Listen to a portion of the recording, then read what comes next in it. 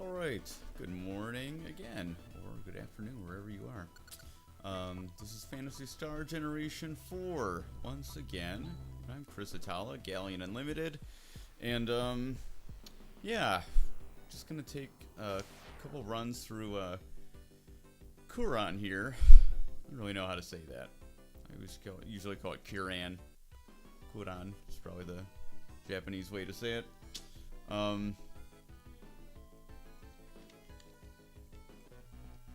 Oh yeah, so we got some dialogue here at the beginning, and I do have a neat note here on the prototype version. Let's go all the way to the bottom so I can find it. There we go.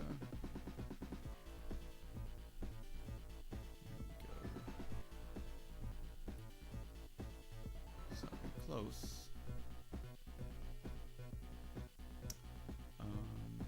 Yes. Okay.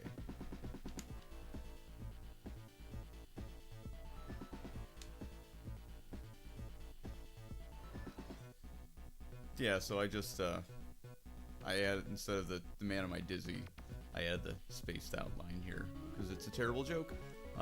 So the notes are, in the Japanese version, Raja says his head is spinning, kura kura, except he says kuran kuran instead. So that's like, kind of a play on words there, I suppose. So this is the best, couldn't come up with a plan for to get the name of Kuran in there, so this is what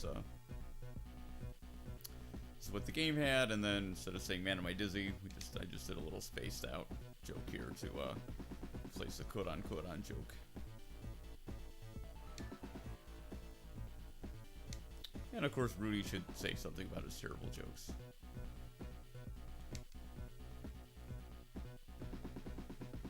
Instead of saying you, I added this comeback a little bit. Feel funnier than usual. Because Rogers is so funny. Alrighty. Alright, we're just gonna roll through here, and oh, he doesn't have any attack spells. I don't think you can get any items that attack yet, so I'm content to just let him just hang out. Let's see how we do with just macros. I did quite a bit of streaming yesterday, and it's been 1 year. Yesterday was 1 year exactly since my last stream, and you know, as I kind of said in the other videos here, you know, it's a lot of personal stuff going on, you know, as I'm sure everyone has. You know, during the pandemic, I started the Phantasy Star project a couple years ago. Yeah, as I probably said in earlier videos, I was just really surprised that you know, no one had really done much with Phantasy Star 4 yet from a fan hacking perspective. And at least, you know, oh, here's some more dialogue if you want to see what the difference is. It's not really that interesting.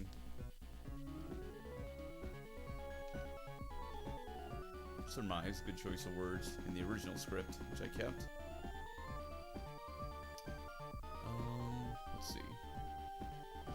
So the cutting room floor notes. The prototype script. This stops mechanical enemies from attacking for 2 turns. The word scrambles make it seems like it would give enemies a confused, like, status. I don't know. I just kept it the way it was. I don't know if I totally agree with that cutting room floor note. I think it's, I don't know. I think it makes sense as it is, honestly, with in the original script. Kits. Burned one on Demi, and that's a Zeo fight, so glad we have another one. I'm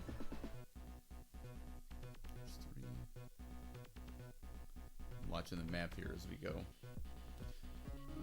Yeah, so, you know, I did this a couple years ago, and, you know, since then a couple packs have popped up, which is awesome. It just shows that, you know, people really like Phantasy Star 4, which makes me really happy. Yeah, so then just like during the pandemic, 2020, being bored, like, like so many of us were, just kind of stuck on lockdown with not much to do, I decided to, like I said, after hearing the Sakura Wars Saturn fan translation English team on the Sega Saturn Shiro podcast, I just thought it was really interesting, and I've always really loved these fan hacks on romhacking.net, the Bionic Commando being converted to a top secret, the Japanese version with, all the original, like Iron Eagles and, swastikas, like, everywhere. Obviously I see why they censored that, for, us kids in, America and everything.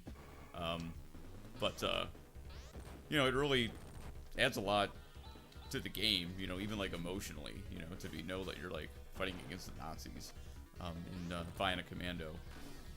So, I don't know. So I really like the idea of having just the most, the best writing, and, like, it was close to maybe what the creators were intending as possible, and, it was rare that we really got that, in America with the quality of translations, at the time, and, even not just the quality, like, I liked FF6, pretty well, the translation, Woolsey stuff, but, he was very limited on space.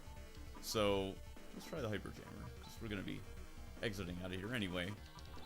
See any attack spells? I don't think so. Do a Sar, because Bronx is hurt. Let me just take...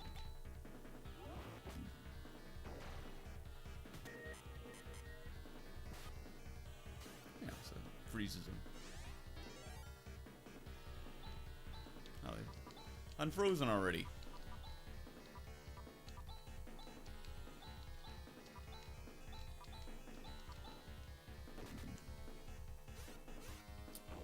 But yeah, so, I really appreciate all these fan hacks, and yeah, like I said, even when it's a question of, like, oh, they brought Woolsey in because FF4 was, so poor translation-wise. So I've heard. I've not finished FF4, 2 on Super NES still, but, yeah, he's very constrained by space. English is a much more space-hogging language. So, no matter what, no matter how you look at it, our translations were, had a lot that they had to leave out. So, I don't know where I am. There's treasures that tell me. Let's see, where's the Zircon armor on the map? Way up here, okay. Yeah, and again, check out the, even the armor and stuff that had, a description already, I cleaned all these up too, a little bit as I could, where it was needed, just to make it more interesting, or a little more clarity, or whatever, Let's go back. Yeah, so I started my own podcast, called Found in Translation, and just to, like, tell the story of these cool, people doing all this stuff for fun. I find it really interesting, and I feel like, that's a lot of damage. I feel like you can learn a lot about someone, how they spend their spare time, basically, when they're not being paid to do it. I just find that really interesting, too. So, obviously most fan hackers are doing it, just for fun. I wish that Nintendo would buy, like, Mother 3's translation and just purchase it, or I'm sure if they would even ask, like, the guys would do it, they give it to them for free, because it's their, it's their IP, and, Tomato's obviously a really cool guy for all the stuff he does for, like, the fan community for these games. But, that's what it is, so, I enjoy digging into these stories a little bit. And, yeah, so, had fun doing that, and then I, this Phantasy Star didn't need that much more work, but, you know, I've been touching this up, you know, the whole time as I find things, and you know, I've been really fortunate and really happy that people have reached out to me and said, you know, like some people when they do a playthrough, you know, they'll just send me like 10 screenshots of, you know, oh, here's all the things that you know, I found that were you know, like little mistakes and things like that. And that makes me happy. Okay, maybe I should go the other way. I think there's treasure over here. Yeah, so if you find anything, you know, in your playthrough, you know, in the purist or the working designs, let me know, and I still go back and fix these things. Like I said, I hope this one was finished, and I already found in my playthrough, this newest playthrough, which I just burned this cartridge a couple days ago to a Japanese cartridge again. Ugh. You know, I found a couple things, so let me know. But yeah, so, you know, finding stuff to do, you know, during the pandemic, and, you know, I kind of put a hold on everything, because that's Thanksgiving of 2020. You know, I had some problems with my head. We were just watching The Mandalorian, my wife and I, you know, our little 2-year-old just hanging out, 1.5-year-old then. Yeah, there we go. And, yeah, I just felt like, wow, I was gonna pass out, like something was like gonna burst in my head, like I had like a stopped up pipe or something, like a dam bursting kind of feeling in my head.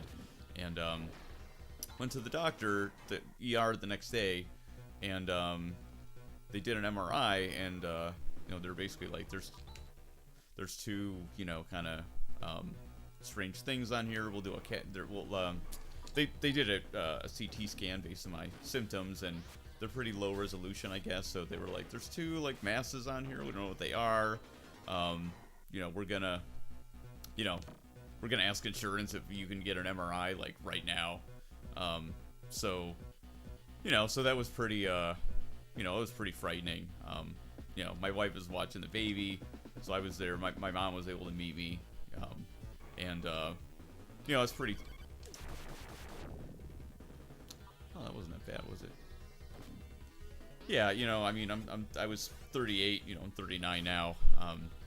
Never had to process any kind of news like that before, so it really changed. You know, really changes your perspective on pretty much, you know, everything. To, you know, you don't usually think about, you know, your mortality, you know, in your 30s, or, you know, in your 40s, hopefully, or I hope, you know, in your 50s as well. So I think I was supposed to go that way. Oh no, this way. Yeah, here's 7. I'm gonna warp out. I think we're almost at the boss already. Yeah, I'm gonna get that napalm shot and head out of here, I think. Because I think the party's a little under-leveled. And I might buy some silver armor and stuff too, just because it's pretty embarrassing to die on stream on your own patch, so I'd rather not that happen. Like I said, as easy as Phantasy Star 4 is, you know, if you play with fire a little bit, you know, by being under-leveled, you know, you never know what happened. Okay. Number 9. Oh, I missed napalm shot already. How did I do that? Oh, okay. I was gonna go backwards anyway. Yeah, you know, so I part of I wrote a blog post about this now that you know, I'm pretty much in the clear and everything. That I just go back the wrong way. Oh no. Down. So what happens? I can't really do. I can't talk and like do this stuff at the same time.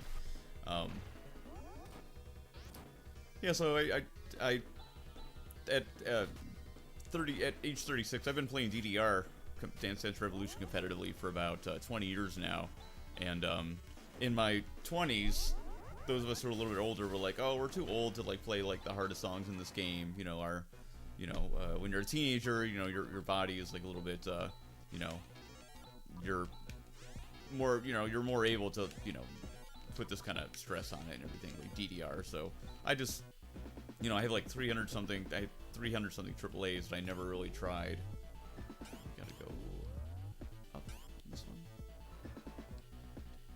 Where's this number 9? Oh my god.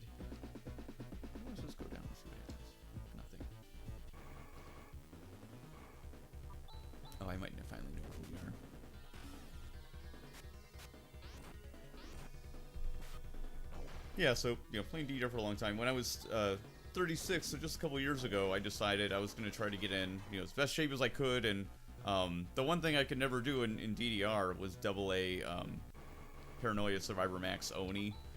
That's the only AA that I couldn't get. AAA is like, you don't miss. It's all perfects.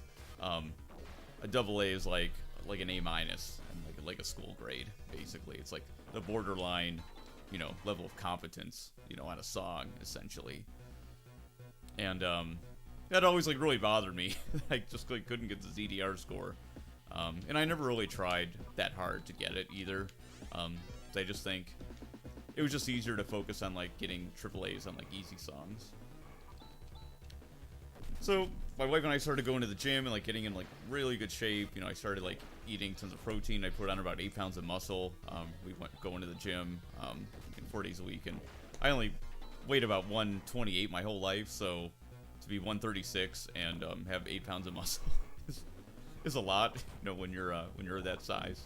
So oh, these guys! Look at that! Oh my God!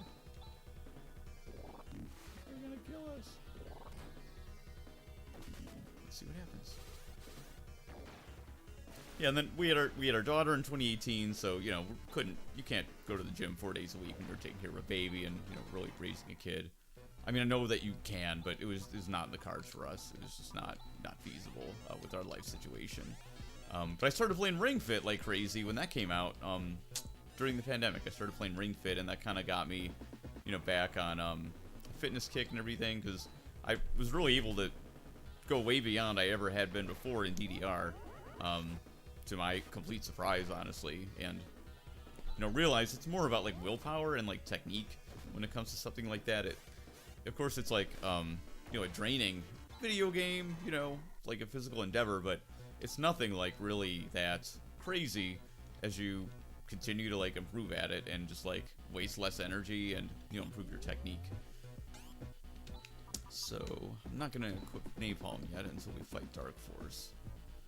So I think I'm just gonna take another jaunt to go back to the entrance. Cause oh wow, we're level 23 already, Tim. We'll level up a little more. I think we can handle it without silver if we go out and return one time, but I always like to try to avoid buying silver stuff. I feel like it's kind of a waste of money in this game. But we'll see. Yeah, so, a lot of protein. I have a friend who, a couple friends that run a lot, and kind of, by everyone's admission, it doesn't really help that much for DDR, because, high intensity, HIIT, HIIT stuff is, more beneficial for the bursts that you need for DDR. But they like running, and she was complaining how come I never put on muscle? And it's well, do you eat protein ever? And she's like, oh, that's too hard, and I don't have time. And I was like, well, here's I eat canned tuna. There's amazing Costco protein bars you can get. If you want to, it's if you want to do something, you can. It's kind of easier to complain about things than to do it, and that's all of our inclinations. Usually, is just to complain about something and move on to the next thing. Because making changes is really hard, and with Phantasy Star 4, I'd never done any ROM hacking before or anything like that. I didn't know anything about what tools might be out there that could make it easier. But it just really made me mad that no one had worked on it yet. And of course there's 10,000 fan variations of Final Fantasy VI and Chrono Trigger hacks, and just because Square is just so popular still, and Sega doesn't make consoles anymore, so by kind of extension, their properties have been less valuable, and they don't do re-releases and upgrades Square and Enix have over the years. At least mostly with Square. At least Square Enix just put out a remake of ActRaiser, which I'm really happy about, just because I hope that more people can play the game, and they'll do the Soul Blazer games, Illusion of Gaia, and Terra Enigma, which hardcore gaming wrote was the best RPG on the Super NES, and I didn't believe it until I played it. And I played Trigger 2 years ago, and you know, actually thought it was kind of overrated. I thought it was very good, and you know, I don't mean that as like an insult to anyone's, like, you know, love of the game. You know, that's just my life experience, you know, playing it, you know, in like 2020. You know, and for the record too, I just did a big feature on the Shining games, all the classic Shining games for Hardcore Gaming 101, and I finally made myself play through Shining Force 3, which is really good, but it's like really long. And same thing is, like, I thought it was good, but you know, has like a lot of problems with the storytelling, and you know, it was kind of like bloated. But yeah, I really enjoyed it, but I'll never play it again. And you know, same thing. I love Sega, but Panzer Dragoon Saga was another game. I played that in like 2001, 99 maybe. Got a copy on eBay for like $150, which seemed like a lot at the time. Obviously now it's like over 1,000. But yeah, I liked it. But the battle system's incredible. It's one of the best battle systems I've ever played in an RPG still. But yeah, just the game just didn't, like, I don't know, just sucked me in and gripped me like a game like Dragon Force did, or like Lunar. Oh, speaking of, I gotta show you this Dragon Force shirt really quick. I got this in Japan with my friend at the super small, like, little place that, can you see that? You see that? See what's on the back there? Hopefully you can see that. It's got the official logo on the back. It's a super small, like, little place that licensed these created these amazing Sega shirts. And let's see. Seal him.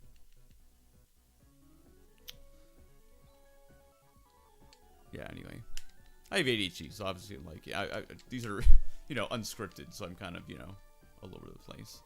But I also did not have much to talk about during Kuran here, so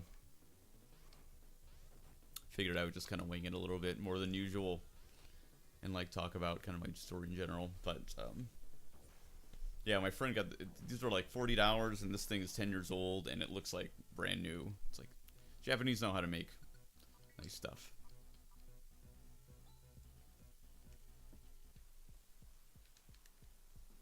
Yeah, anyway, so you know, I'm a big Sega fan, but you know, that doesn't mean everything that they make, you know, I think is awesome. And you know, I'm a little surprised by how much people are into, like, Final Fantasy and you know, like, those kind of games. Like, they're really good, but I mean, there's like tons of great games. Just kind of how I look at things. And you know, I feel like they're all, you know, pretty similar in style, so, you know, I understand if you really like that style.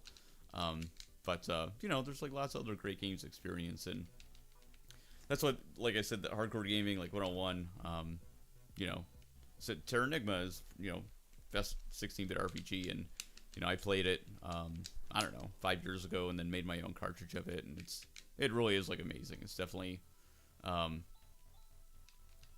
mean, objectively, I'd probably even put it over, like, Lunar Eternal Blue, and Lunar, which are my favorite RPGs ever. It's really, really good. So I hope Enix remakes that, so, like, more people will want to play it, because I know not everyone is keen to, you know, play a Super NES game that, you know, never got re-released, and they probably haven't heard of before because it never came out in America. But yeah, so anyway, so with, you know, fitness, TDR, and Ring Fit and everything, so I got this diagnosis, you know, with the brain tumor, and they're non-cancerous, non-life-threatening, but they were gonna have to go out, and I was gonna lose hearing in my right ear, because that's, like, where the one main mass was that they were gonna have to remove. And it was pretty big, and ironically, it was called a Mass Effect tumor. Mass Effect tumor, because it was pushing on my brain, like, pushing up against my brain, so they called it a Mass Effect tumor, which I enjoyed. I took it as a good omen, because I love Mass Effect 1, 2, and 3, and they're even a couple of the only games that my wife has ever played, even. Yeah, and she loved them too. She had a major surgery. She has the breast cancer gene, and if you know you have that now, you can get a preventive mastectomy. Yeah, so it's quite a surgery. And she played Mass Effect. It was really the first video game she ever played. And she wrote a blog post about that on my website too. That is now missing, and I have to restore. But yeah, video games they just have like an interesting power, and games always make me really happy, and they add a lot to our lives, and that's part of why I wanted to do this with Phantasy Star 4. I learned, like I said, I didn't know anything about ROM hacking. I started from scratch, and thankfully there's a bunch of tools out there for a number of games and even a number of systems that you don't have to like go in and like start editing like hexadecimal. All the early tutorials that I looked at like scared me with oh, you gotta learn, you gotta do everything in hex and like blah blah blah. Dynamite. I found dynamite. I don't know if I've ever encountered that before. Don't know. Right, well I think he's gonna be stuck at level 24 because I don't really wanna. Oh, we're in level 23. Yeah, I think we're probably ready for Dark Force. I think we're ready.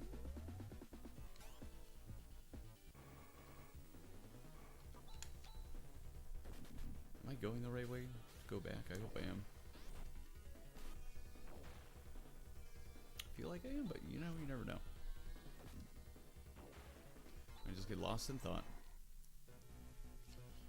Yeah, so it's like, if it's something you really want to do, just like learn how to do it, and other people will help you. This is a great scene. That's part of why I really liked starting the podcast. Is people really, were helpful when I started doing this stuff, and maybe I have to go back that way.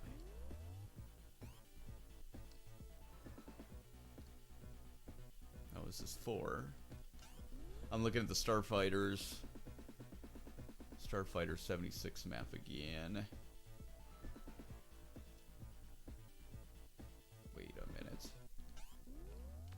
I know I could just Highness out, but perhaps I will.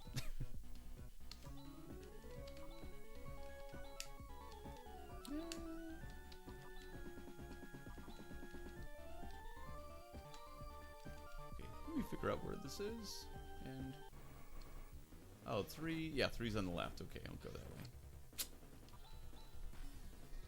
Yeah, if there's something you want to do, just like do it. And I wrote like a classic Phantasy Star ROM hacking guide, because now there's great fan translations of retranslations of Phantasy Star 1.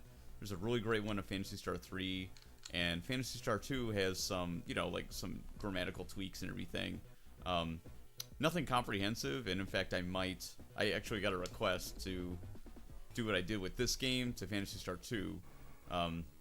It's a little bit harder to hack space-wise with the game, but my goal was that because the Phantasy Star Generation 2 fan translation project seems like it's never gonna be updated, because the developer kind of strangely was just we had like a group chat of this going, because I was gonna help this time around, and the developer the main guy was like, nobody cares about my work and nobody cares about these games, and of course we're all like, of course, like thousands upon thousands of people care, like look at how many people have downloaded Gen 1, Gen 2, the fan translations. But he was, I'm going to talk about this in the last podcast, he was mad that I know mad's strong, but I mean he was like mad, let's say salty at least, that a person who was going to offer to help the fan translation with actually retranslate lines, that they just Google machine translated maybe the first time around. He was mad that they didn't want to translate the whole game, and it's an RPG with a lot of text. Phantasy Star 2, even the Genesis version, to retranslate that, of course, would be like a ton of work. But to retranslate, the PlayStation 2 remake, that's a ridiculous amount of work, to do, to do for free.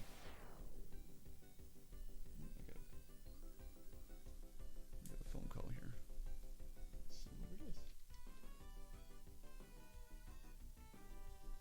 me see what this is real quick.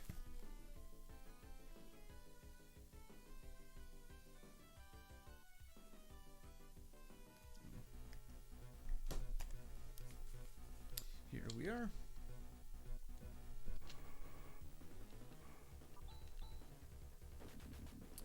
Did I save it? I'm sure I did. I saved so reflexively in like this and like Lunar 1. Yeah, we seem pretty strong now. Look at that experience. Rune and Rico will probably go up.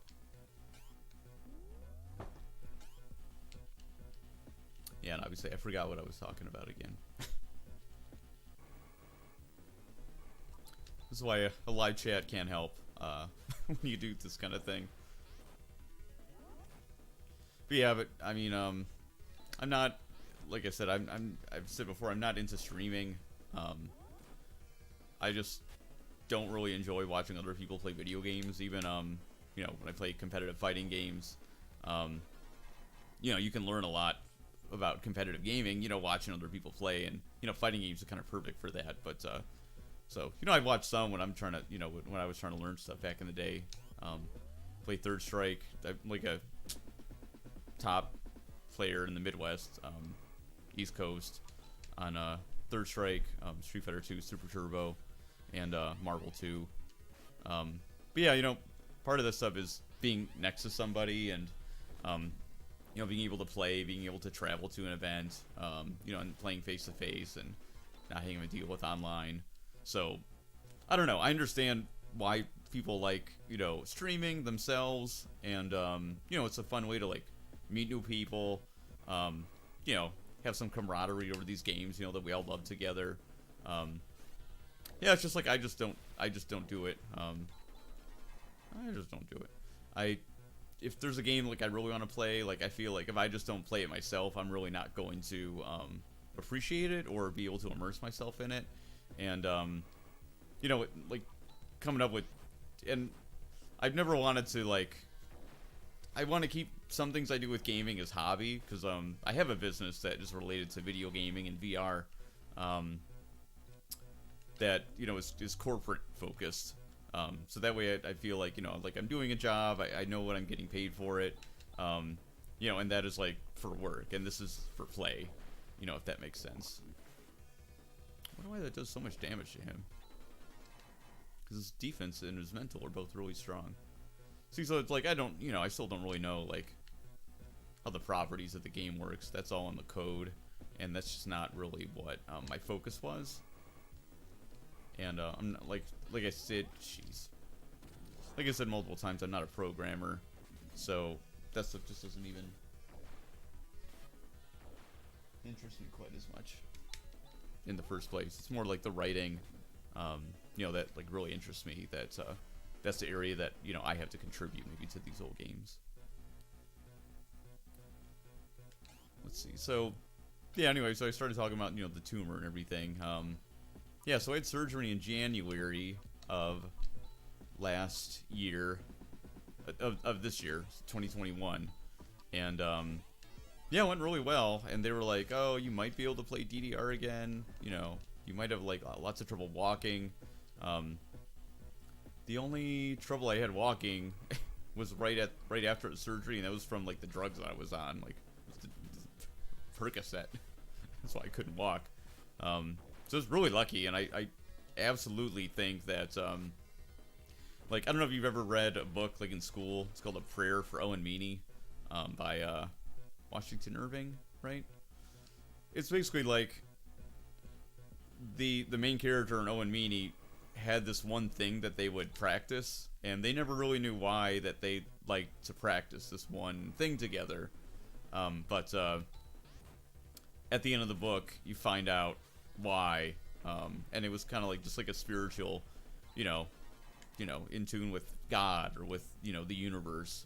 There was a reason, you know, like a cosmic reason that you know, they practiced this one thing so much, because it became like a life-saving thing, basically. Oh, too bad we can't use that. At least we can sell it.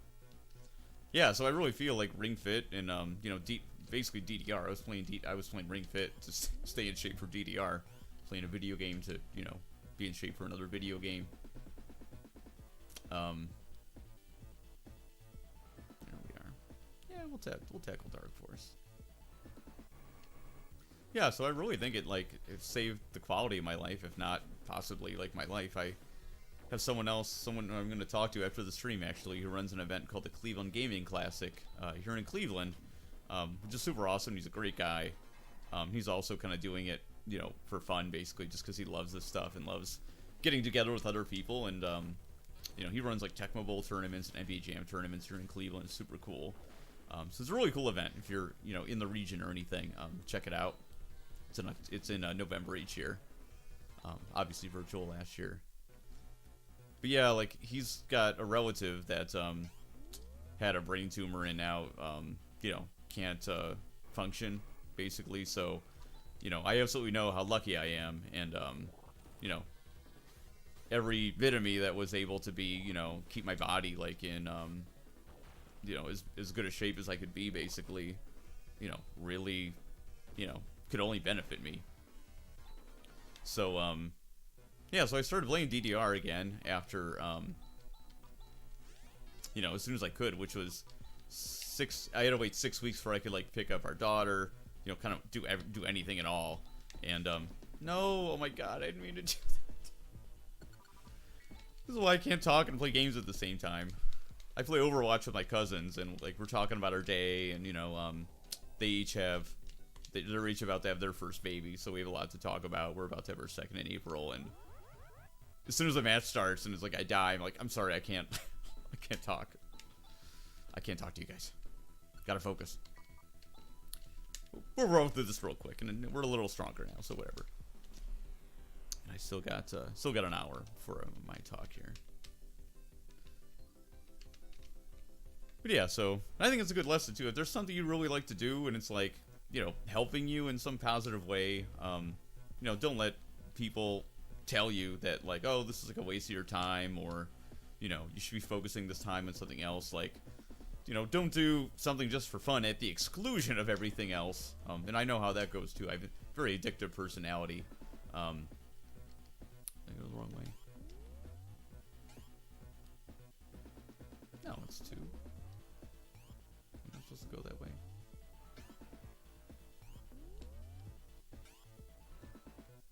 Is this the treasure? Oh no, see, that's the right way.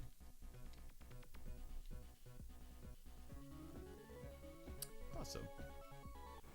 Yeah, not to get too into it, but like, yeah, there's been other people, in my life who, I'm not close to, and, have, a very negative opinion of video games, and, it's like, I'm really lucky that my mom just let me, play. I got good grades. I got, really good grades and everything, so, I never had struggles. I'm lucky that I never had struggles with, balancing like gaming, my beloved hobby with, school or anything like that. But, it's led to so many great things for me. Video games. Just because I was into Street Fighter, when I was younger, I met friends in college who traveled competitively to play fighting games, and this is before YouTube and everything, early 2000s. So you really had to know someone who was like into like competitive Street Fighter, and it was very, it sounds silly, but it was very underground, like Bloodsport kind of style.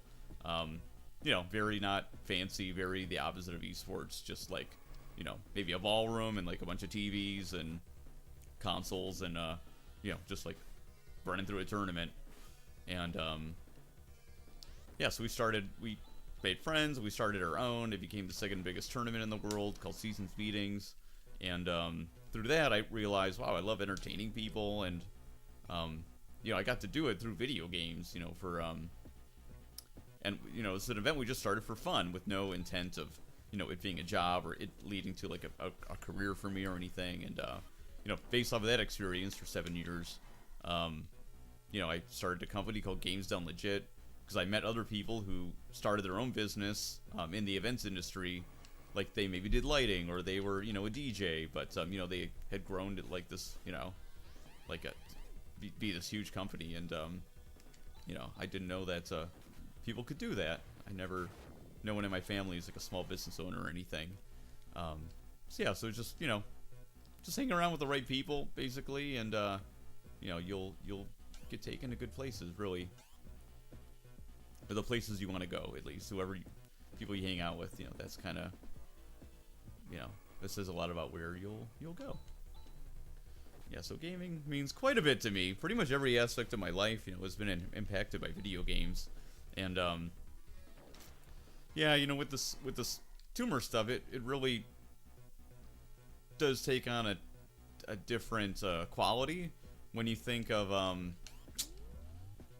like creating something and kind of like leaving something behind, that could possibly like outlast you, aside from your children. And like, I wish I could make a game, myself as like legendary as like Phantasy Star 4, but I'm never gonna be a game designer or anything. This is not good. Oh, that's okay. Yeah, so like, I can write, and I love video games, and so this is like a small way for me to contribute something, contribute something to gaming, to make this game a little bit better, and then the few people who play it, might enjoy it too, and I feel like I've succeeded in that when I get feedback from a few people that like, hey, I played this, I really liked it. Yeah, so and video games are so new, and the internet is like so new. Honestly, it's like, who knows how long these these games are going to be popular, or like these fan hacks will be around. So maybe someone like far in the future will discover these videos of this fan hack or something, and enjoy it. And then what else can you really ask for? Are we all ready? Oh, Ren needs his napalm shot. Since Dark Force is part organic.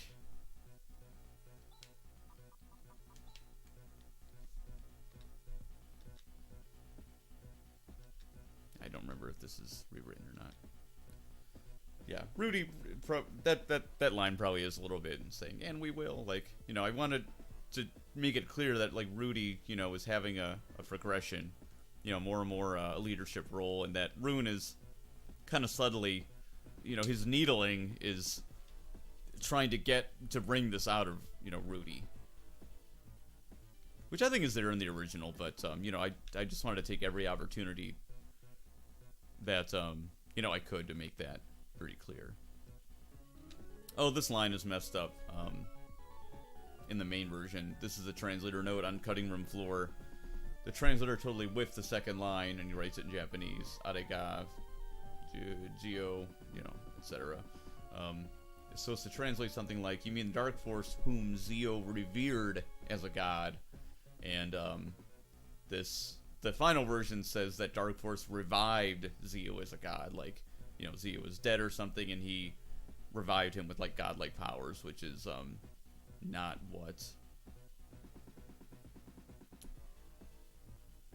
Oh, it's interesting. So it was probably a mistype in the prototype script. It says revived, like receive, rhymes with received, but with a V, and it was probably just a mistyping, a typo. And then whoever did the second draft thought that was supposed to be revived. So that's what that happens. So it's just those little things. Like, it doesn't affect the game that much, but just having the lore to be like what the creators wanted and to really be complete, just like makes me happy.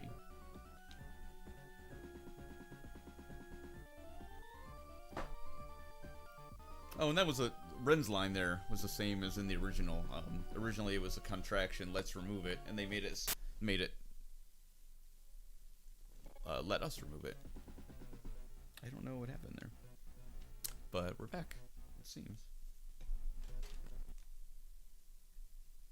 Profile load. Make sure we're on the right profile. Oh, do we have audio?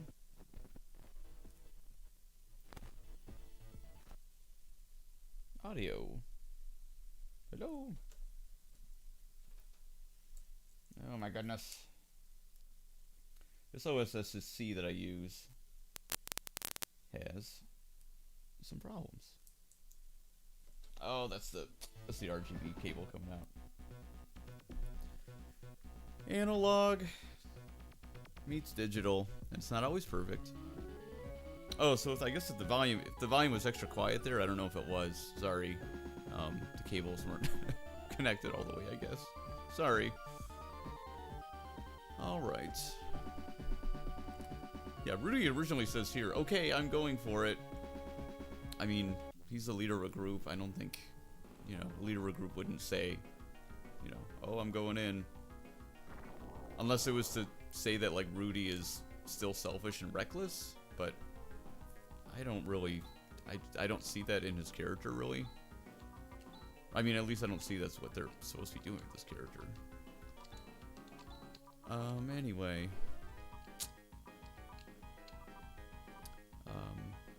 Blessing is the shield, right?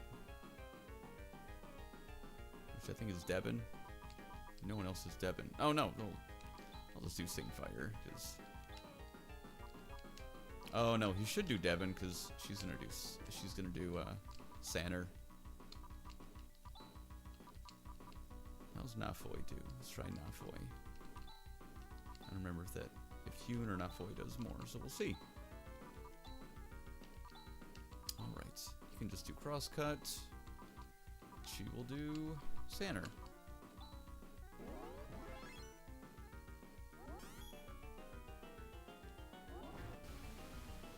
Then Raja hopefully will do, I think it's Devin.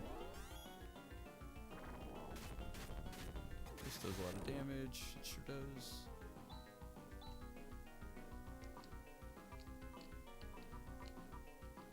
I think Fleur does about the same as a napalm shot, but I'm not sure. Yeah, when he has, I mean, his magic is so strong that you can really just cast Tsar over and over again. And you know, I didn't pay attention to how much Hune did.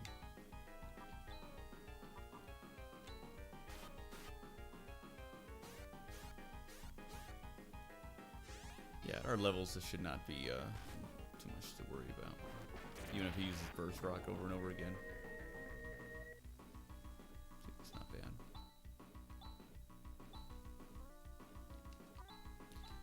Nice, we can get it into Saint Fire.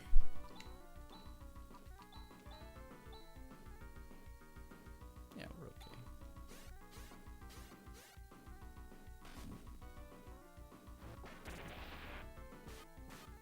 I doubt Hune does more than that.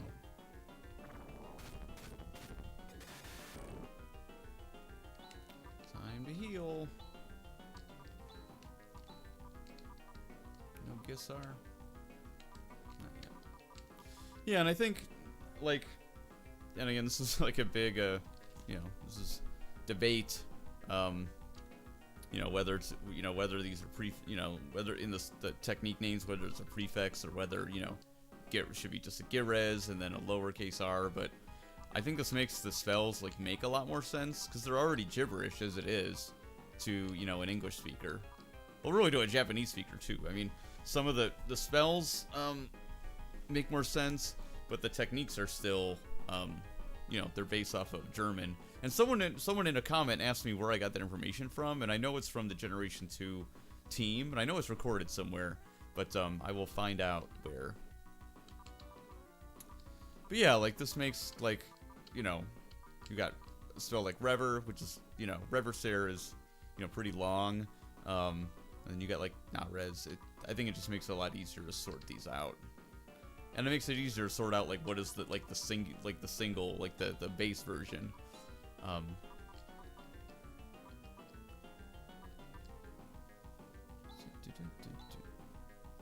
think we'll be okay. You know, maybe I'll have Raja do... I don't know if Burst Rocket is a defense or if it's a spell, so... Oh no, he has to do... Idiot. He's gotta do Tsar. There's a reason for that.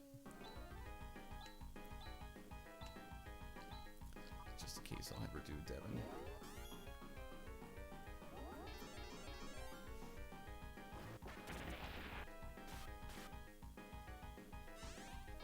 Thank you, buddy. Oh my god.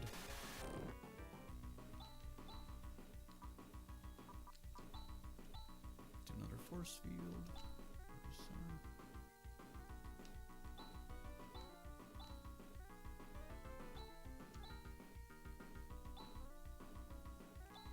Someone need a little extra. Oh, she's got it too. I forgot. That really helps. Even if hers is pretty weak.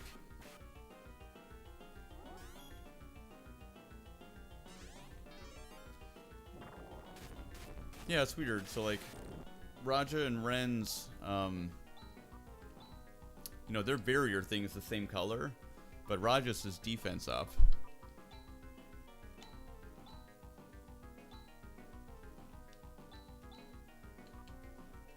Get away with another double slash? Maybe. I'd rather not chance it.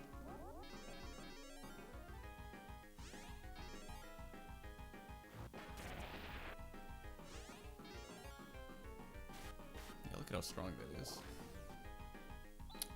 Nice. Good choice there, buddy.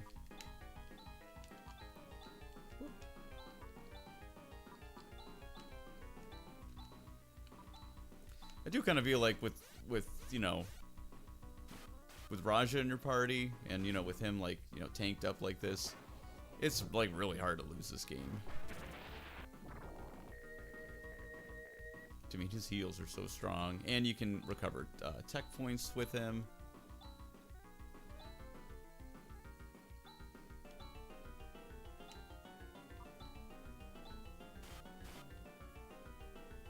So you can pretty much, like, outlast whatever you need to, I think.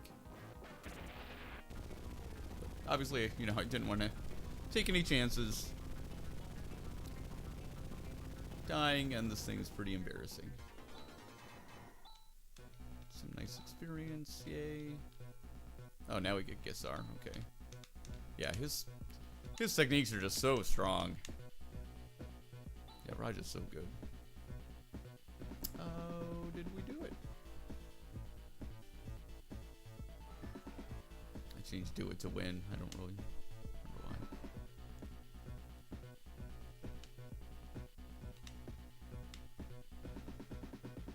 Oh, I left that Roger in, didn't I?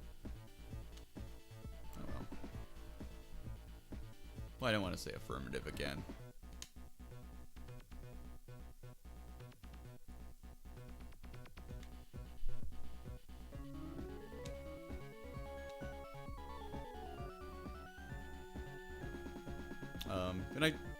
And in the original, he just says, ah, like he's surprised by Rudy's question. And, I feel like Rune he thinks enough ahead that you just feel like, yeah, that is a good question. But still have trouble explaining it.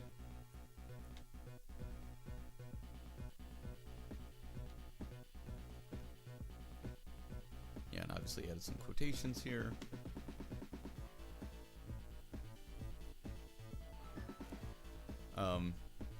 I love Luke's line in Return of the Jedi, just like, ask me again sometime. I really like how he puts that. So, I like that a little bit better than, I'll tell you sometime, just wait until then, will you? I like that, you know, a little bit better.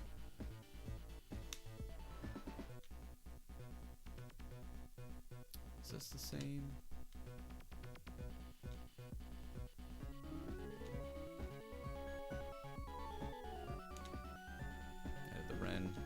Not much interesting there. Back to Zelen we go.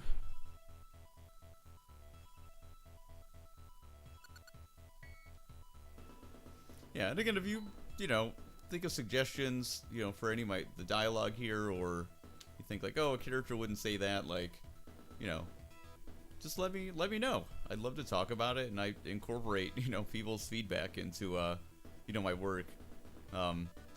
You know, one of the other Phantasy Star ROM hackers, you know, I asked about, like, well, how do you deal with feedback when I started, like, getting some, you know, obviously, like, hurts your feelings when you think you've made, you know, the most amazing thing in the entire world, and, you know, not everybody agrees with you, but, you know, like, wanting to make, you know, people happy, you know, too, and he was just like, oh, like, I don't really, like, pay attention, or I don't, like, solicit feedback, and I just want to be like, well, how does, like, your, you know, how do you really, like, know that people like your stuff, or how do you know it's as good as it can be? And, you know, I was just surprised I didn't say that, I was just surprised by his answer. And It's really hard, anytime you do anything artistic, like writing, is a a kind of an art, is a kind of creating art, basically.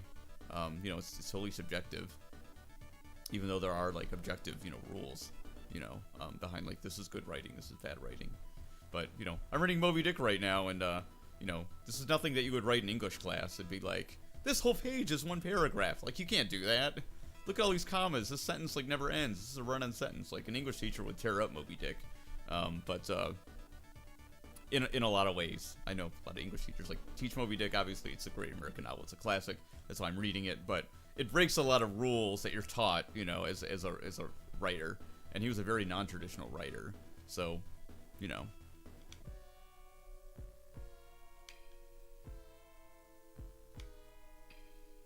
But yeah, you need to know, what other people think, and there's a difference between, trying to please other people and not being true to yourself. There's a difference between that and like soliciting like positive ideas and trying to glean other people's solicit their help and feedback to make your thing better. That's how we learn and improve at anything, really.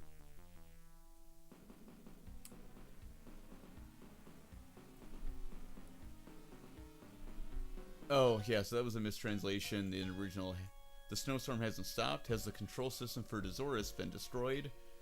That's not what it's supposed to say. It's supposed to be, the control system is recovering too, isn't it? This is what it says. And then Ren's reply. Ren's reply, I guess, is supposed to be, in the Japanese, is like, the correct control system signal should have been transmitted, but... Yeah, so it just says, like, the English version didn't make a lot of sense, is what Cutting Room Floor's notes say. And I told you why the snow, that... I don't know, it seems like in a weird speech pattern he would say. And this is kind of a reach, I know, but I'm just trying to keep... I'm just trying to keep, like, in his voice and, had fun with the character, and he's, whatever. Zorus of Corsus. Yeah, so, and Rudy's reply, it's obvious in the Japanese, I think, that, he's saying something a little goofier, because Rudy says in this line, like, like, why else would he say that except trying to be like, I can't believe this dude.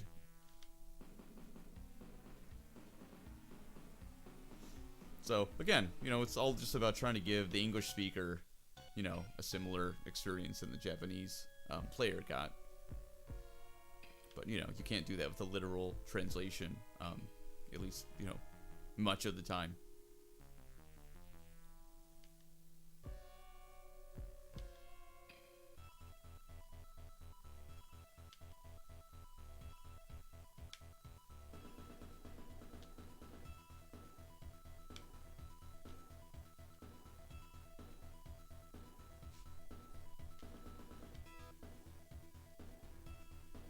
I mean, is that better than this is getting interesting? Like, I think so, but you be the judge. Raj's line there.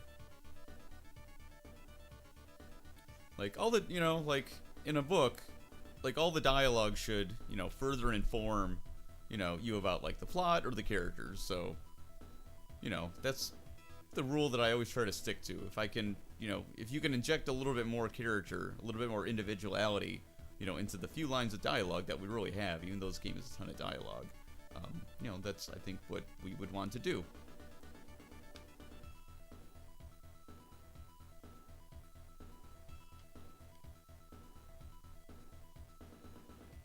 I thought it was important for Rune to be like, to acknowledge, like, well, I have fire magic that can blow up rocks, so it could probably melt ice.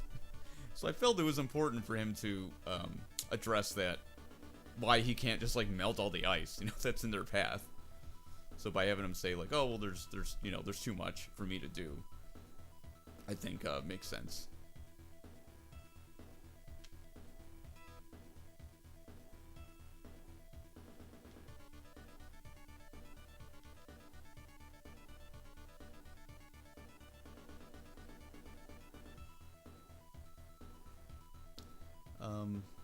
Says roughly translated, Ren's line, Zelwyn also functions as a universal fortress in case of an emergency. An ice-seeking vehicle was loaded on board in case of tactical operations on Azores. So... yeah, so I guess the original was just, in planning for action on Azores, I had an ice-breaking car built. You know, I guess that drives the plot, but, you know, it's not really, you know, accurate to the lore, you know, of the universe.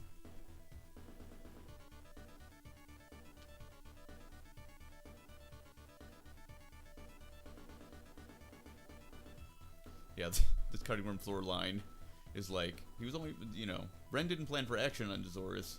You know, he was planning to go to Kuran, they ended up crash landing. The final script makes less sense. Who built this machine? This whole thing is a mess.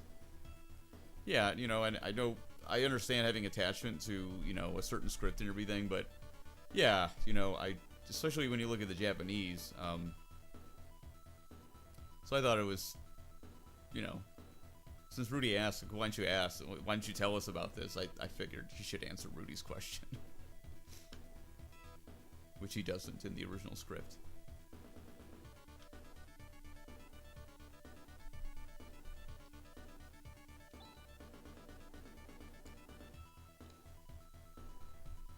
And here we go. And thankfully, no dungeon to have to go through.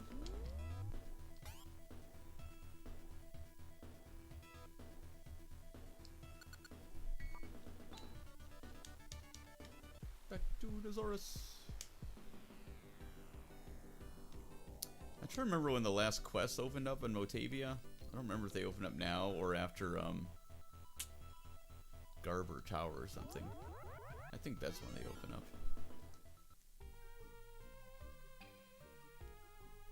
Alright. Well, we got our car now.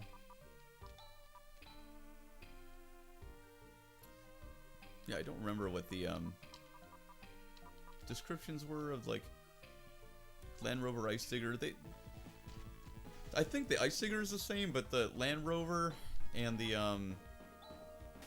the other one have different names.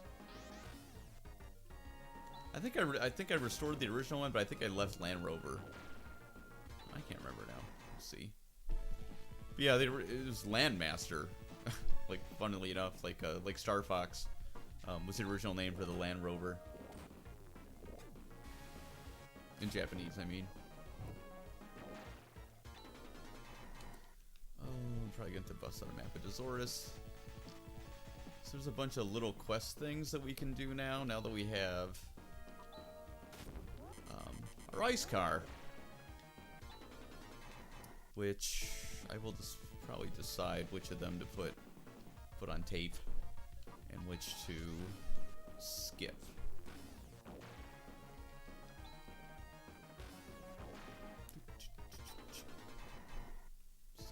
Time. Oh, I'm gonna have to get on the map where all the stuff is. Azores map. Nope, I don't see one.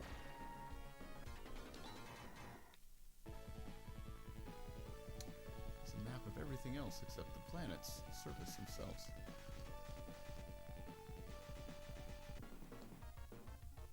I know, nothing more fun than watching someone drive around aimlessly in an RPG.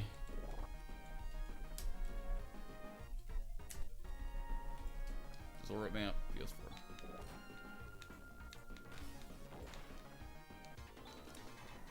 I forget if I mentioned this, but the maps, overhead maps to Motavia and Azores, just like in Phantasy Star 3, like overhead maps, exist in the code, and the it doesn't show you, like, the way it's in the code. It doesn't show you, like, where you are. You know, like, you are here. There's no you are here, but where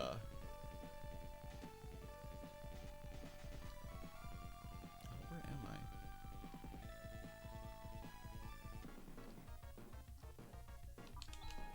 Clearly, this is not the direction to go in. Yeah, they're in the code. And Motavius shows up just fine. The way I have it set in the code, the map is by default an item that you cannot remove, and in the last version that I had or whatever, I forgot to. I've never remembered to flip that flag, and I put the map in the very first dungeon in the game. But then if you would pick it up, it's in your inventory permanently. You can't get rid of it, which is kind of annoying since it doesn't really function properly and only has really minimal use. Okay, so there's something up north here. Now I know where I am.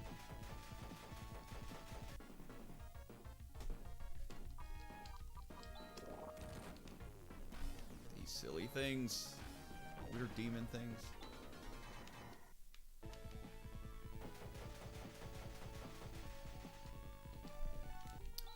This might be Mysterious Valley. Yeah, so it was not Mist Valley, based on the Japanese name for this. It is Mysterious.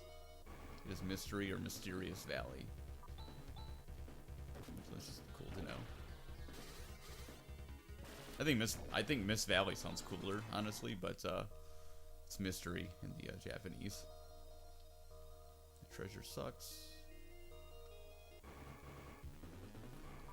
Let's go meet the ancestors. Oh my god.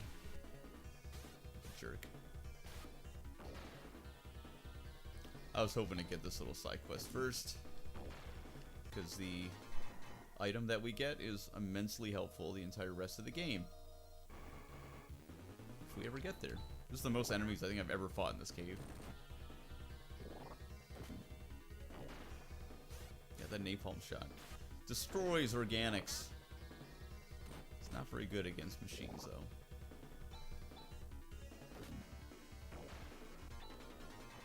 That's a lot of experience, though. Let's go, go, go.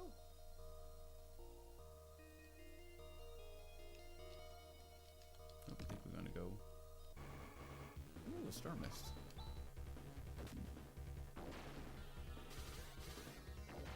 Yeah, and again, I think I mentioned before, I had the original version of the patch, all the items matched as best I could. Phantasy Star Generation 1 and 2, the remakes. And obviously I'm, handcuffed by the character limit and everything.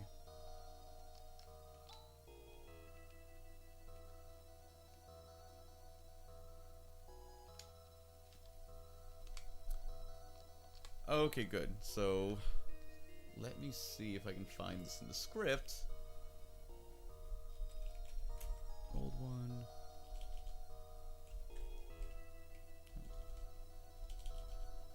Look for Meow. Yes. Okay, so in the original script, he does say this is the Mysterious Valley, but because it comes up as Mist Valley, I don't know, I always thought that could also be the name of it in the original.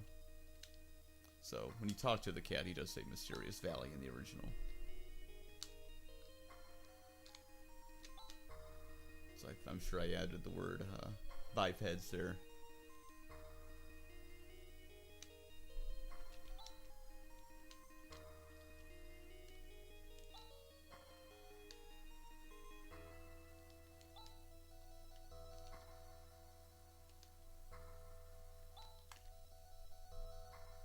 And they just call him the old man, which is kind of strange. And I imagine that in the Japanese, it's probably just old and a pronoun. Or, not a pronoun. It's probably just something non-gender. I just kind of doubt it's the word the word for man. Because that's kind of bizarre, so.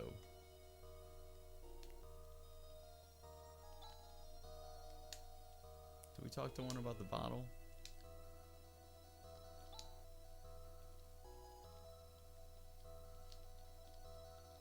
One of them's like, I can't get this bottle off. Is it him? Yeah. So it's a joke from Phantasy Star 1 that Meow has the Ulsulin around his neck, but he can't open it.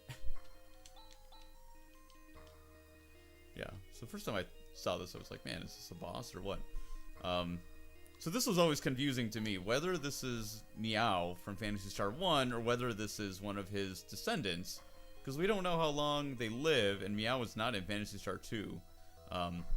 So, you know, reasons like this are why, you know, the scope of this project, you know, went beyond, changing Parma to Palma, and Dezolis to Dezoris.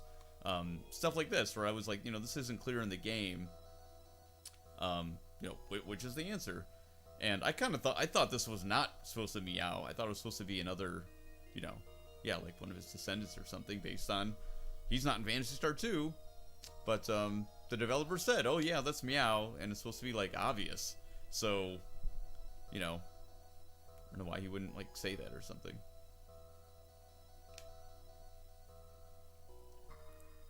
So, I think I made the conversation probably a little bit longer, but, you know, it's pretty much the same.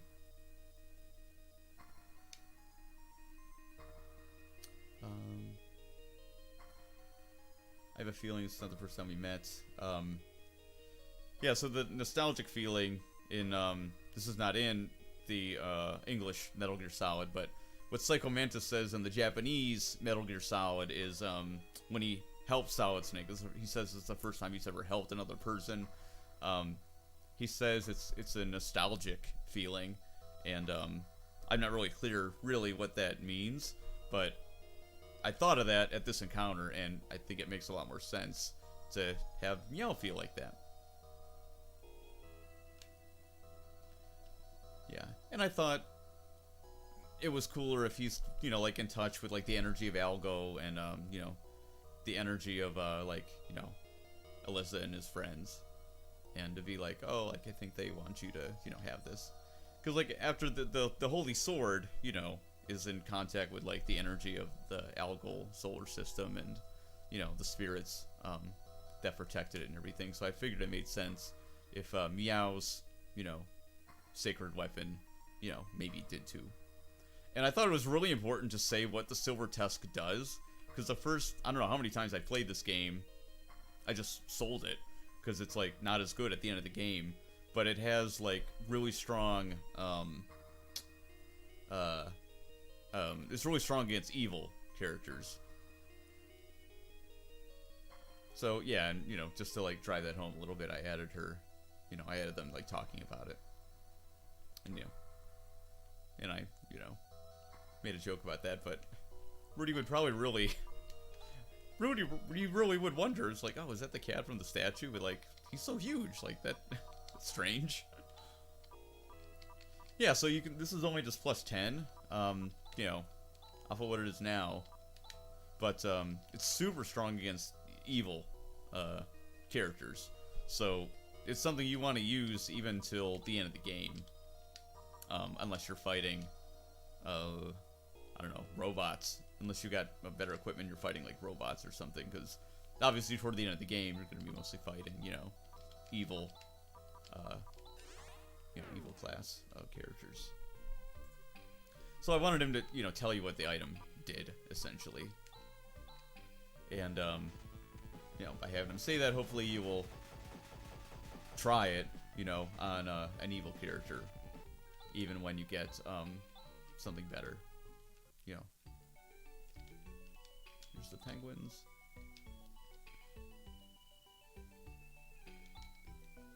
I went back and forth about, should it be duh, like duh egg, like D-A, but da, like more like a soft, instead of like a hard D, more like a softer, like duh egg.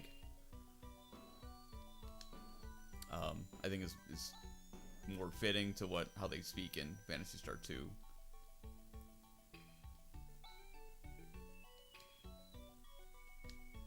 Yeah, and I kind of had a running joke about, like, you don't want my job. But, you know, wouldn't be that bad, you know. Walking with him all day.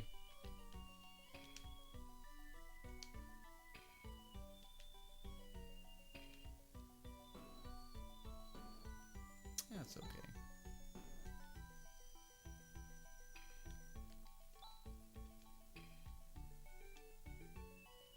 Yeah. Obviously, I changed that banter a little bit. I don't think Rune would be Rune would not be amused by giant Deso penguins.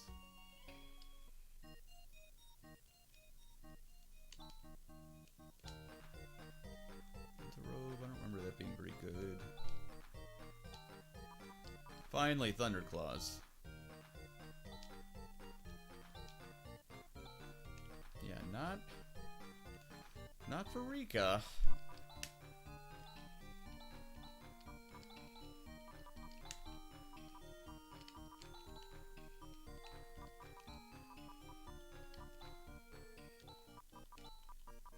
Yeah, so now it's like, you know, the party's like extra. You can make your party extra ridiculous now, because now not only you know, Rune and Raj are gonna be tanks, but you know, now they can attack for like 100 ish damage like every turn, and you know, even do a little more, you know.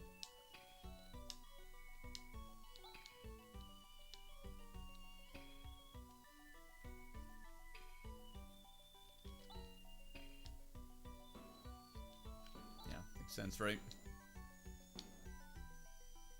Not a lot to do, especially when it's so cold. Right, I don't think there's anything else to do in here outside of buy those claws.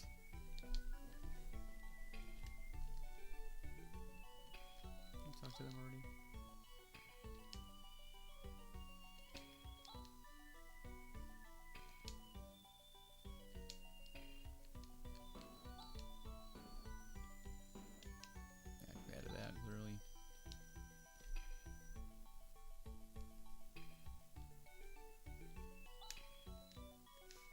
Do a little bit more.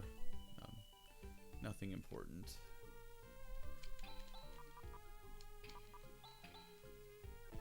Where are we? Okay. Something up here. This might be the weapons plan up here. Yeah.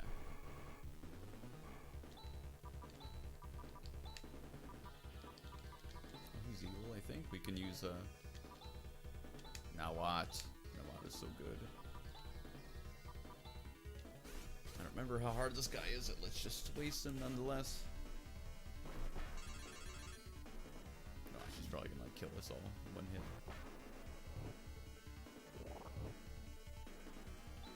Yeah, it was kind of close.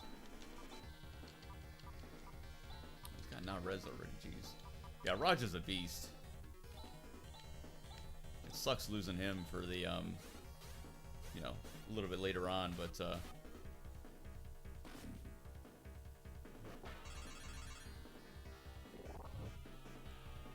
jeez, I forgot that Raja goes last. That was kind of dumb on my part.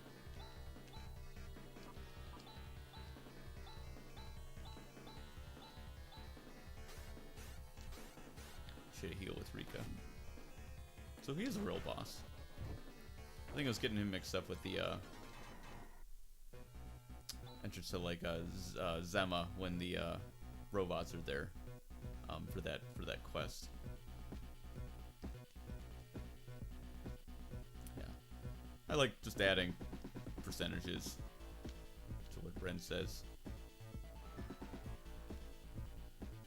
and I like that foreshadows a little bit that you know, if you do this dungeon, it's not 100% sure that this is going to fix the weather.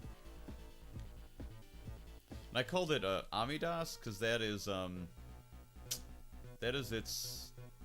the climate trolls in Phantasy Star 2. That's its Japanese name, Amidas, and it's because it stands for something. I don't remember what it is off the top of my head. I'm sorry.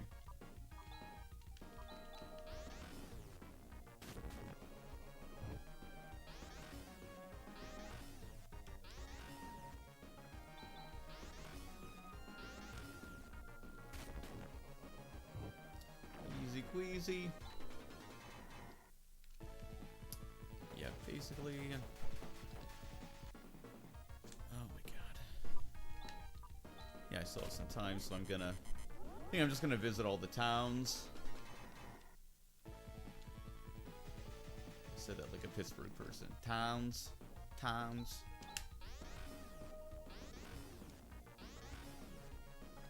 Yeah, and again, if you didn't watch the last one for some reason, all the Dazorians are based off of how they speak. In Phantasy Star 2, which the closest I could discern is a Pittsburgh accent. So they have a slight Pittsburgh accent, and Guyuna, the bartender, has a very thick Pittsburgh accent.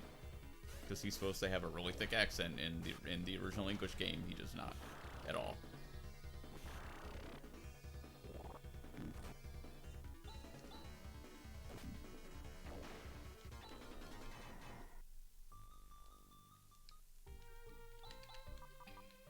Yeah, and some people I don't think know this, but at the end of the game you can visit Rochelle again, and it's all like repaired and everyone's happy. And we advanced the story in Mies, so I'm not going to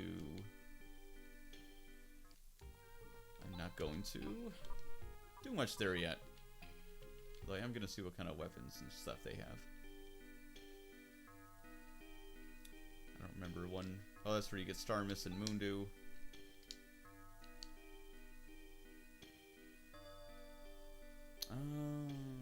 Maybe I should change that in this version, huh? Yeah, so, that's from, like, the original version of this game.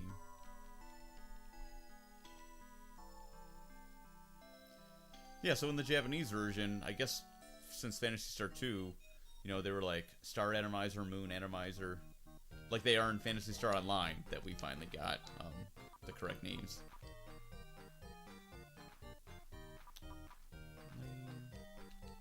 I don't think we need the Flame Sword. I feel like we get something better. I think we do have to buy Reflect stuff. Yeah, and Reflect shields, I bet, were one of the shields that Rudy and oh no, never mind. Yeah.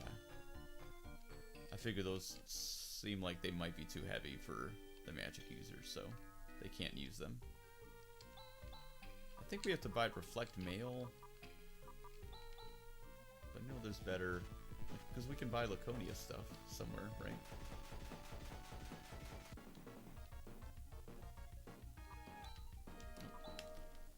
I gotta go to the inn.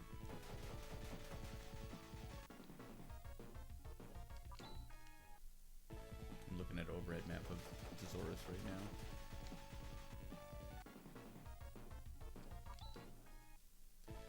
Phantasy Star 4 does a really nice job of having a couple like extra dungeons and things like that, but they're not just like dungeons that are there for no reason, you know?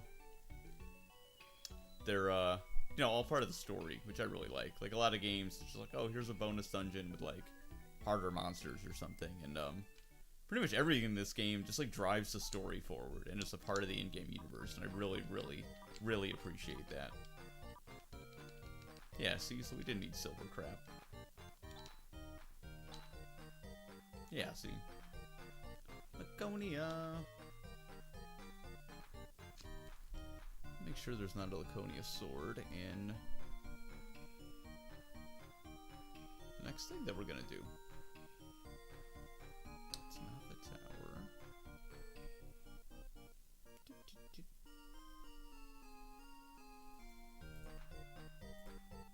Is there another sword anywhere? I don't think so. I think we have to buy this.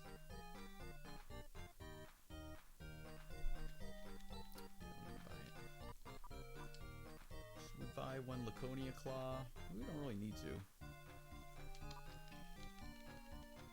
Yeah, there's a Genocide Claw inside an upcoming dungeon, which I think will be good enough. And this armor is expensive.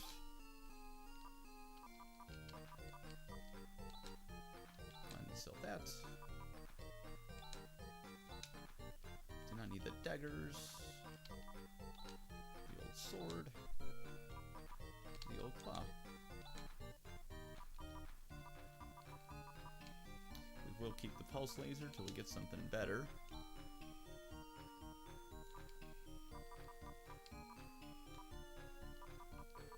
Pulse laser being hit multiple enemies.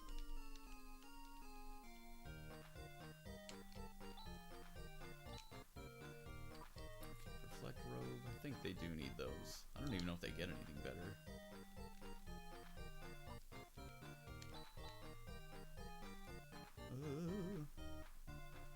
Should buy at least one of these. Because they need armor. They didn't get an armor upgrade, so they're going to need it. I don't remember where we get better armor from.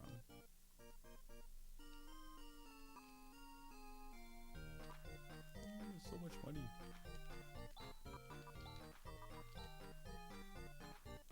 That's a pretty big difference.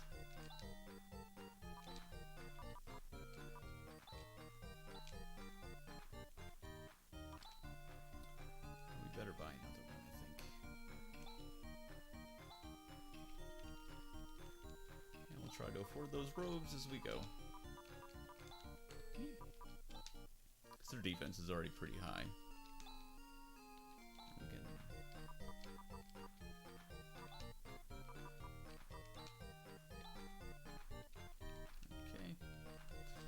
Yeah, I think this might be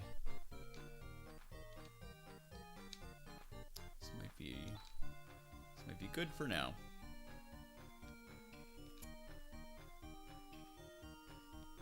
Yeah, you ever wonder why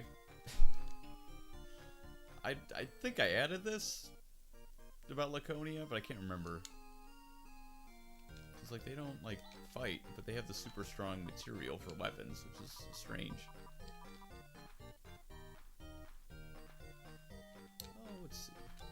Let's take stock of what equipment we need here. Okay, they need reflect stuff.